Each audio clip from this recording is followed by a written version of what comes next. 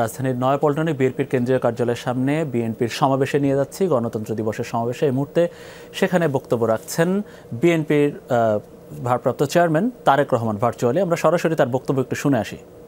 লুটপাটের কারণে বাংলাদেশের বৈদেশিক ঋণ বর্তমানে $100 বিলিয়ন বেশি ছাড়িয়েছে।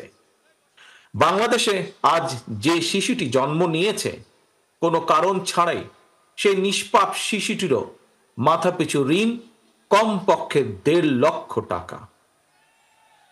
শ্রীলঙ্কা আবারও রপ্তানিতে শীর্ষে। প্রিয় ভাই বোনেরা, মাফিয়া চক্র দেশকে শুধু অর্থনৈতিকভাবেই ভঙ্গুর করে দেয়নি, দেশের আর্থ সামাজিক সাংস্কৃতিক এবং রাজনৈতিক রীতিনীতিকেও ধ্বংস করে দিয়েছে। প্রতিটি সাংবিধানিক এবং বিধিবদ্ধ প্রতিষ্ঠান অকার্যকর করে ফেলা হয়েছিল। খোদ বিচার বিভাগকেই ফ্যাসিবাদের সূতিকাগারে পরিণত করা হয়েছিল। একটি রাষ্ট্র কতটা সভ্য এবং গণতান্ত্রিক সেটি দেশের আইন শৃঙ্খলা বাহিনীর আচরণে স্পষ্ট হয়ে ওঠে। কিন্তু মাফিয়া চক্র দলীয় স্বার্থে ব্যবহার করতে গিয়ে দেশের আইন শৃঙ্খলা বাহিনীকেও সম্পূর্ণ বিপর্যস্ত করে দিয়েছে। গণতন্ত্রকামী প্রিয় ভাই ও বোনেরা, অন্যায়, অনিয়ম আর অরাজকতার বিরুদ্ধে গণবিস্ফোরণে মাফিয়া চক্রের প্রধান দেশ ছেড়ে পালানোর পর দেশে মাফিয়া শাসন শোষণের অবসান ঘটেছে।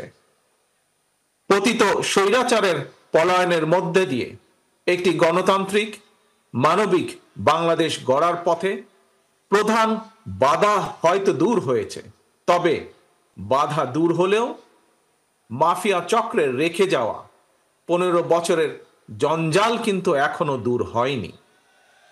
এই জঞ্জালকে দূর করে বাংলাদেশে জনগণের ভোটে জনগণের কাছে জবাবদিহিমূলক একটি গণতান্ত্রিক সরকার প্রতিষ্ঠার লক্ষ্যে অন্তর্বর্তীকালীন বর্তমান সরকার কাজ করছে। তবে মাফিয়া চক্রের প্রধান দেশ ছেড়ে পালালেও মাফিয়া চক্রের বেনিফিশিয়ারি অপশক্তি প্রশাসনের ভেতরে থেকে কিংবা রাজনীতির ছদ্মবরণে অন্তর্বর্তীকালীন সরকারকে চ্যালেঞ্জ ছুড়ে দেওয়ার অপচেষ্টা কিন্তু অব্যাহত রেখেছে। প্রিয় দেশবাসী, ভাই ও বোনেরা, বর্তমান অন্তর্বর্তীকালীন সরকার হাজারো শহীদের রক্তের বিনিময় লক্ষ কোটি জনতার গণ অভ্যুত্থানের ফসল। এই সরকারের কোনো কোনো কার্যক্রম সকলের কাছে হয়তো সাফল্য হিসাবে বিবেচিত নাও হতে পারে, কিন্তু এটি আমাদের প্রত্যেককে মনে রাখতে হবে এই সরকারের ব্যর্থতা, কিন্তু আমাদের প্রত্যেককে মনে রাখতে বাংলাদেশ সরকারকে কোনোভাবেই জনগণের ব্যর্থ হতে দেওয়া যাবে না। এই অন্তর্বর্তীকালীন সরকারকে কোনোভাবেই ব্যর্থ হতে দেওয়া যাবে না। দেশে বিদেশে থেকে নানা রকমের উস্কানিতেও সরকারকে জনগণ অন্তর্বর্তীকালীন সরকারকে ব্যর্থ হতে দেবে না। অন্তর্বর্তীকালীন সরকার যাতে নিজেরাই কারণ নিজেদের দ্বারায় ব্যর্থ, সে ব্যাপারে তাদেরকেও সতর্ক থাকতে হবে। বাংলাদেশ কিংবা যে কোনো দেশে গণ অভ্যুত্থানের মাধ্যমে গঠিত সরকার অবশ্যই জনগণের সরকার। তাই জনগণ অন্তর্বর্তীকালীন সরকারের প্রতি সহযোগিতা অব্যাহত রেখেছে রাখবে।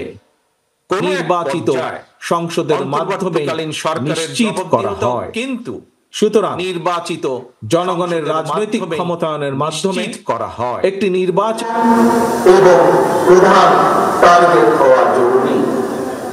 এই জন্যই আমরা মনে করি অগ্রাধিকার ভিত্তিতে জনগণের ভোটে নির্বাচিত প্রতিনিধিদের দ্বারা জবাবদিহিমূলক সরকার এবং সংসদ প্রতিষ্ঠার লক্ষ্যকে সামনে রেখে সংস্কার কার্যক্রম এগিয়ে নেওয়া দরকার। কারণ জনগণের রাজনৈতিক ক্ষমতায়ন ছাড়া সংস্কার কার্যক্রম প্রক্রিয়ায় জনগণের সরাসরি সম্পৃক্ততা ছাড়া উন্নয়ন, গণতন্ত্র কিংবা সংস্কার কার্যক্রমে প্রক্রিয়ায় জনগণের সরাসরি সম্পৃক্ততা ছাড়া উন্নয়ন, গণতন্ত্র কিংবা সংস্কার কোনোটিই টেকসই এবং কার্যকর হয় না। একটি অবাধ, সুষ্ঠু এবং নিরপেক্ষ নির্বাচনের মাধ্যমে প্রতিটি ভোটারের ভোট প্রদানের অধিকার নিশ্চিত করে ভোটারদের কাঙ্ক্ষিত প্রতিনিধি নির্বাচন করার অধিকার প্রতিষ্ঠার মাধ্যমেই জনগণের রাজনৈতিক ক্ষমতায়ন নিশ্চিত করা সম্ভব এবং সেই লক্ষ্যে বিশেষ করে নির্বাচন কমিশন, জনপ্রশাসনের সংস্কার এবং আইন শৃঙ্খলা বাহিনীকে সক্ষম এবং উপযুক্ত করে তুলতে হবে।